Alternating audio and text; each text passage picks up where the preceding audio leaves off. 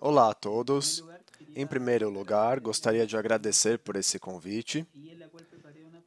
Eu preparei uma apresentação cujo título é Arte Indígena Contemporânea, Discursos de Descolonização e Crítica ao Multiculturalismo de Waumapu. Eu vou ler o texto e começo então. Nos últimos anos, a discussão sobre a arte indígena ganhou maior notoriedade em diferentes circuitos. Em grande medida, esse interesse reside no caráter prolífico de várias produções feitas por artistas visuais, reconhecidos como pertencentes a esses grupos e que instalaram diversas reflexões no campo cultural. No entanto, este não é um fenômeno recente, mas faz parte de um amplo processo histórico que foi capturado por várias instâncias nacionais e internacionais, como a primeira Bienal Continental de Arte Indígena Contemporânea do México, de 2012, a exposição Tecoporá, de arte indígena no Museu de Belas Artes da Argentina, com curadoria de Tício Escobar. Do ponto de vista local, que é de onde estou, o povo Mapuche é o setor indígena com maior presença demográfica no Chile. Nesse sentido, em conexão com a discussão que nos aproxima, a arte contemporânea mapuche conseguiu se firmar no circuito local como uma cena reconhecível e diferenciada graças ao trabalho de vários expoentes, como Eduardo Rapiman, Francisco Huichaqueo, Marta Lemungier, Bernardo Oyarsun ou Marcela Riquelme Uitraqueo. Esse interesse pelas artes indígenas contemporâneas pode ser compreendido a partir das várias narrativas com as quais se atualiza o circuito da arte contemporânea. Porém, o que argumentamos é que esse fenômeno se deve antes de trajetórias de resistência que os povos indígenas vêm realizando. Durante décadas, influenciando o campo da cultura e, mais especificamente, o campo da arte como um lugar necessário para a discussão. Essa produção artística indígena tem permitido tornar visível um discurso que dá conta da relação conflituosa desses setores com a sociedade hegemônica e com o Estado, e que obedecem às formas de dominação estrutural e transversal. Assim, instala-se uma reflexão profunda que acompanha as trajetórias políticas desses setores no cenário público. Essa produção estética pode ser caracterizada como um conjunto de obras e discursos que articulam uma vocação descolonizadora, justamente porque para os povos indígenas a comunidade colonial continua sendo uma realidade. Essa continuidade tem sido abordada a partir de diferentes genealogias de pensamento, que reconhecem a influência de autores afro-caribenhos fundamentais no referido debate, como Franz Fanon, Aimé Césaire, ou também de autores latino-americanos como Fernández Retamar, Pablo González Casanova ou Cláudia Zapata. No que diz respeito ao pensamento indígena contemporâneo, no caso andino, destacam-se as primeiras contribuições de Fausto Reinaga, Oficina de História Andina, TOA, ou Silvia Rivera Cusicanqui, que constituem referências obrigatórias para o aprofundamento dessas genealogias. No caso Mapuche, é necessário citar o trabalho do Centro de Estudos Liwen, da Comunidade de História Mapuche, ou autores como Margarita Calfio, Fernando Pairican, Henrique Antileo, que elaboram um conjunto de contribuições que servem para elucidar o diagnóstico da continuidade colonial como um problema político atual, e que no caso do Chile, essa situação se agrava em um contexto de extrativismo neoliberal protegido por um Estado repressivo. Ao mesmo tempo, essas contribuições nos oferecem diversas análises que nos ajudam a reconhecer os eixos fundamentais da luta da descolonização a partir de uma série de demandas, como o reconhecimento como povo indígena nação, a promoção da recuperação e defesa de territórios e territórios locais, soberanias, acessar diferentes direitos em igualdade de condições, propor novas formas de governo por meio da autonomia e autodeterminação, realizar uma maior participação das mulheres indígenas na tomada de decisões ou alcançar e estimular o poder político, entre outros aspectos. Acreditamos que esse projeto de descolonização também tenha impactado a arte indígena contemporânea quando esses expoentes posicionam uma forma ampla de crítica, que discute e questiona por meio de obras de arte o discurso predominante que existe sobre as culturas indígenas e de quem esse fenômeno é enquadrado em um contexto de continuidade colonial e do qual a institucionalidade da arte também não é alheia, seja pela hierarquia assimétrica que continua a operar para referir as práticas indígenas, seja pelas formas históricas de exclusão com as quais os cânones têm operado para representar e desmarcar esses setores. Esse fenômeno se enquadra no contexto de uma reflexão maior sobre as relações coloniais, em face da qual os artistas indígenas elaborarão diversas estratégias visuais para dar conta desse problema, oferecendo uma leitura de uma determinada condição de contemporaneidade como atores criativos e agentes da política. Com esse último, quero salientar que não estou me referindo à arte indígena contemporânea como práticas que são realizadas no presente e que são contemporâneas ao nosso tempo, mas sim, retomando a leitura de Giorgio Agamben, de Os Contemporâneos, distinguem-se pela lucidez e capacidade de ler os tempos históricos de uma forma que não podem evitar, ou, como diz Rivera Kusikanki, como proposta de reflexão onde, e aqui cito, o passado futuro está contido no presente. Fecha aspas. Vista dessa forma, a arte indígena contemporânea não representa necessariamente uma cisão ou aperfeiçoamento ou superação em relação à arte tradicional, visão com a qual as práticas artísticas desses povos têm sido geralmente compreendidas, mas sim que a cena representa uma coexistência ou alternativa e que, em relação à condição colonial, constrói uma abordagem interdisciplinar fundamental para analisar imagens e visualidades de uma perspectiva heterogênea, descolonizante e contemporânea. Dito isso, o que proponho é que a discussão sobre a arte indígena contemporânea e sua vocação descolonizadora não recaiam exclusivamente no gesto de resgatar epistemologias ou visões de mundo que reivindicam o passado, ou que existia antes da colonização, como uma espécie de restabelecimento, entre aspas, de uma grande região, termos literais usados por estudos de descolonialidade, como os de Walter Mignolo, Santiago Castro Gomes, dos quais me distanciarei. Claro, esses processos são relevantes, mas o que defendo é que a discussão sobre a descolonização na arte é mais uma amostra de um debate que não se esgota, como é a relação entre arte e política, justamente porque a descolonização é um propósito que visa o fim da dominação colonial e da opressão, e nesse sentido a discussão só pode ser política. Segundo ponto, visualidades descolonizantes do Valmapu. O histórico território Mapuche é conhecido como Valmapu. Esse espaço corresponde a parte dos territórios que hoje constituem o Chile e a Argentina. Em meados do século XIX, os dois estados decidiram colonizar os territórios Mapuche, que até então gozavam de soberania política. No Chile, esse processo ficou conhecido como a Pacificação da Araucania e na Argentina como Campanha do Deserto. Essa invasão militar de ambos os estados coloniais, que atuaram de forma coordenada, fez com que no final do século XIX o povo mapuche perdesse sua soberania política, econômica e cultural sobre seu território, que nem mesmo a coroa espanhola havia conseguido fazer. Nesse sentido, conseguimos contextualizar a luta mapuche a partir da condição de expropriação e pilhagem ocorrida no século XIX. Desde então, é possível levantar as múltiplas resistências que as comunidades e organizações mapuche carregam há mais de um século, com o objetivo de recuperar os territórios usurpados colonialmente. Essa perspectiva nos ajuda a contextualizar e reformular o chamado conflito mapuche, ou questão mapuche, a partir de um conflito gerado pela opressão colonial do Estado do Chile sobre o povo mapuche, instalando uma dominação estrutural que, paralelamente, trouxe consigo a elaboração de um conjunto de representações colonialistas que ainda abundam para se referir a esse grupo e que mostram bem o problema que Edward Said levantou em Representações do Colonizado. E aqui cito: em torno do colonizado, todo um vocabulário de frases começou a crescer, cada uma a seu modo, reforçando assim o território caráter secundário dos povos, que na caracterização decisiva de Naupol estão condenados apenas a usar o telefone, nunca a inventá-lo. Fecho aspas. Nesse ponto da discussão, quero propor algumas leituras que emergem da obra de três artistas mapuches contemporâneos que tornam visível o problema colonial e elaboram uma crítica lúcida que visa justamente dar a conhecer como essa montagem de representações e de aparências sobre os povos colonizados, a partir dos imaginários hegemônicos, cujos problemas se enquadram em um contexto de multiculturalismo. Nesse sentido, os artistas oferecem uma visualidade crítica concreta para a descolonização das representações, espaços e discursos. Agora mostro minha apresentação. Em 2017, a artista Paula Baeza Pailamilla realizou a performance Etnoturismo. A ação foi feita em conjunto com a teórica da arte Maria Iris Flores. O exercício consistia em Paula, vestida com uma roupa mapuche, dentro de uma vitrine da Galeria Callejera.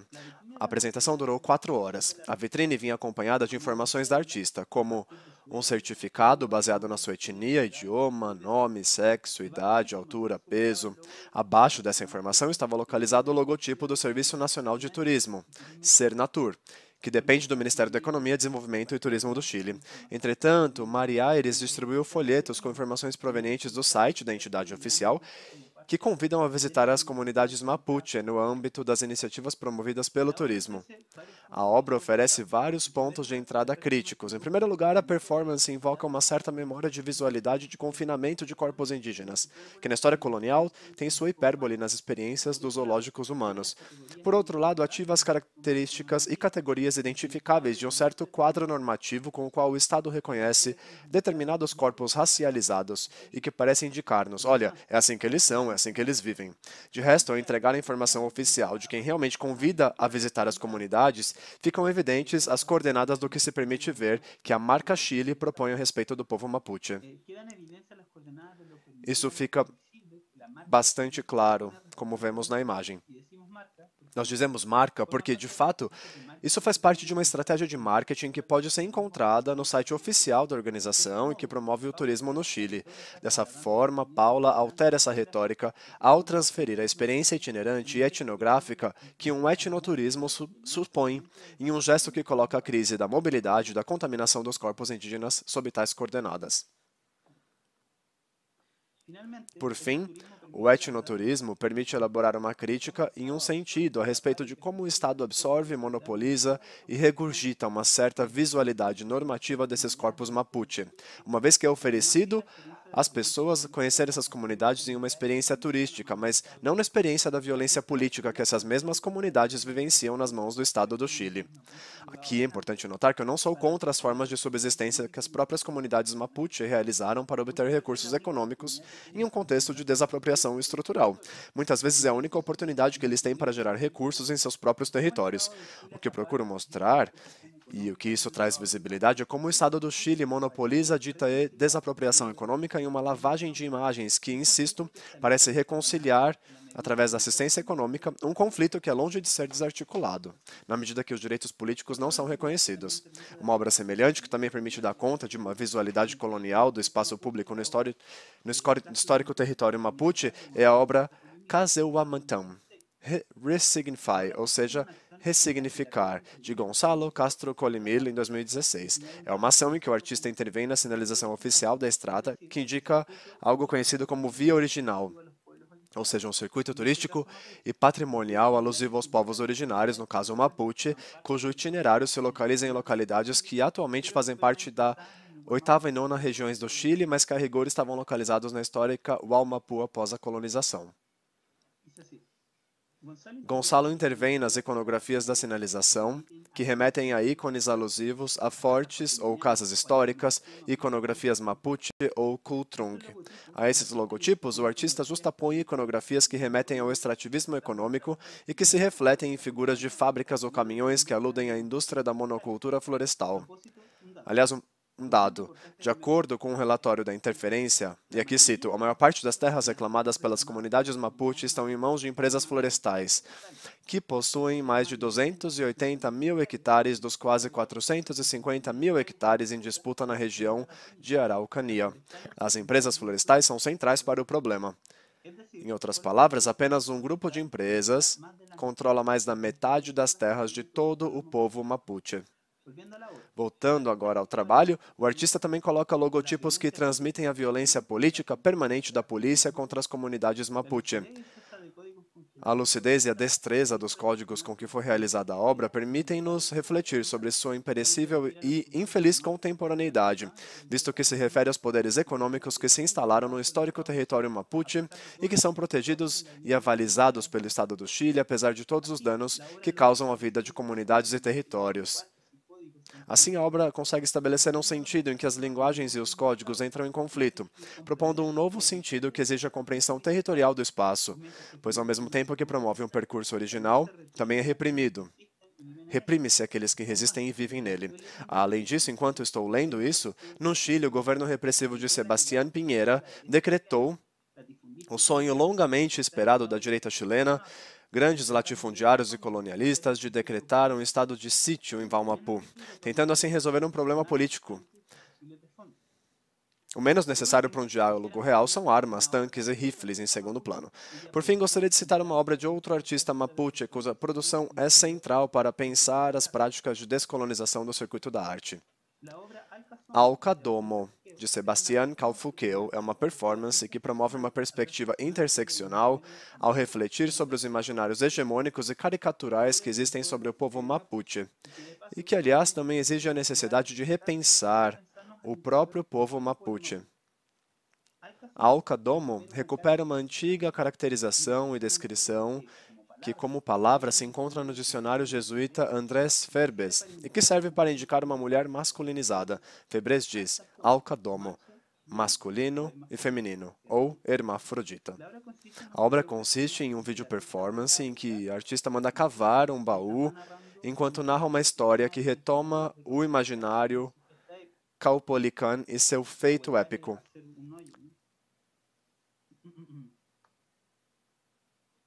Caupolicán foi um toqui, um líder militar mapuche, que desempenhou um papel fundamental na Guerra Arauco. Supostamente, Caupolicán é eleito toqui segurando um tronco por 4 dias. Por outro lado, no Chile, o termo buraco, hueco, é usado pejorativamente para identificar um homossexual. Através do gesto irônico de deixar oco, Sebastián constrói uma história em que contesta a ordem dos imaginários hegemônicos e masculinizados com os quais a figura de Caupolicán é representada.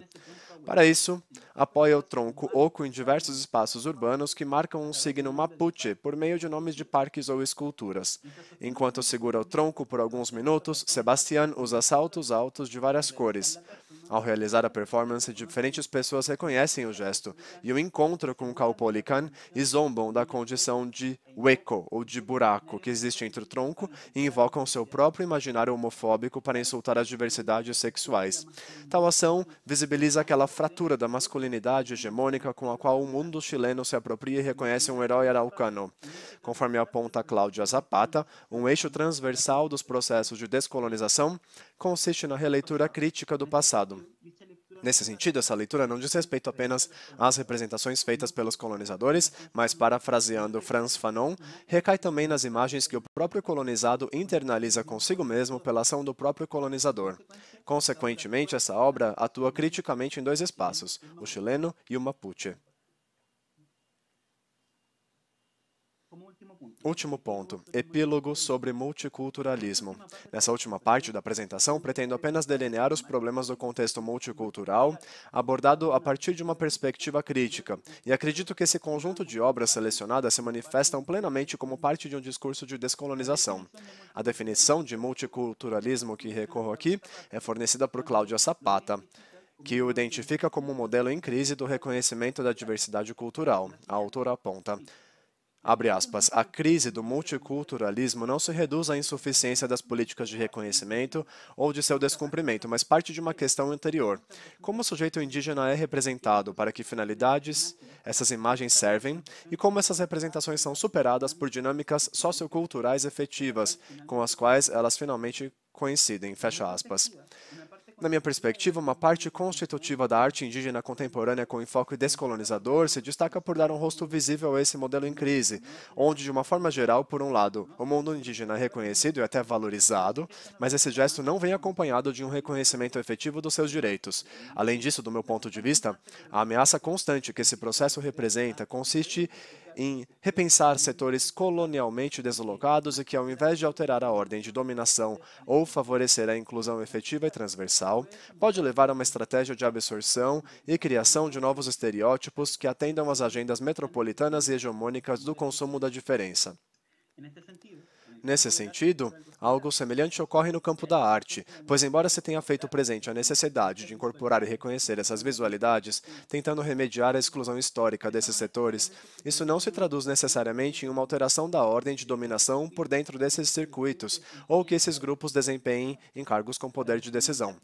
Para visibilizar esse panorama e capturá-lo em termos comparativos, quantos diretores de museu de arte contemporânea são indígenas? Quantos curadores indígenas participam ativamente das bienais internacionais? Quantas instâncias de pesquisa de coleção de arte contemporânea são lideradas por povos indígenas?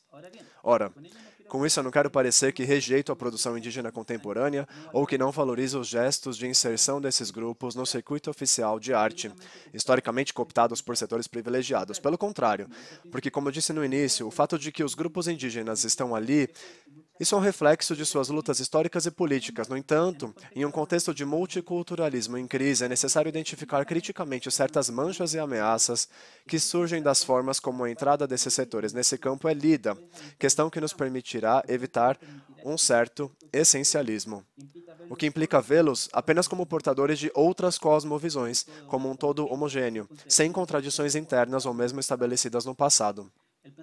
O pensador aimara Carlos Macusaia identificou esse fenômeno de forma muito irônica sob o termo Pachamamadas, identificando-o como, e aqui cito, a ideia de que o indígena, apesar da colonização, é um ser diferente e oposto aos ocidentais e sua cultura. Seriam esses ligados aos segredos do cosmos e que teriam uma relação harmoniosa com todo o universo.